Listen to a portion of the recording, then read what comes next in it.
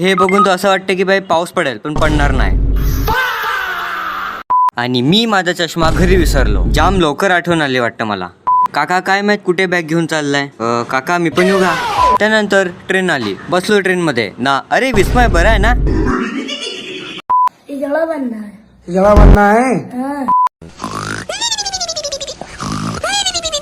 त्यानंतर निघालो ट्युशनला आणि त्यानंतर जाऊ मग घरी. ट्युशनला निघालो आणि एक गोष्ट आठवली. ब्लॉग मध्ये कोणताही चिडवणे, त्यावर फनी मीम लावणे, कोणताही शब्द वापरले नाही. तुम्ही ते गोष्ट जास्त मनावर लावू नका घेऊ. तो काइंड ऑफ फनी पार्टच समजा. आणि आता निघालो घरी ना. घरी जाऊन पटकन झोपेल. त्यानंतर पोचलो कॉलेजला. ते पण पोरी बघायला. रे मेंटल काय ना काय लिहू नको. काय फनी पार्ट आहे. काय पण नका समजू. वाह क्या लड़का है, वेरी हैंडसम बॉय. थोड्या वेळात निघालो घरी. हा भाई खरं खरं आता निघालो घरी. त्यानंतर ही जी ट्रेन अर्ध्या तासानंतर आली ना. हे आता यो कोणत्या ट्रेनचा नवीन अपडेट आला परत.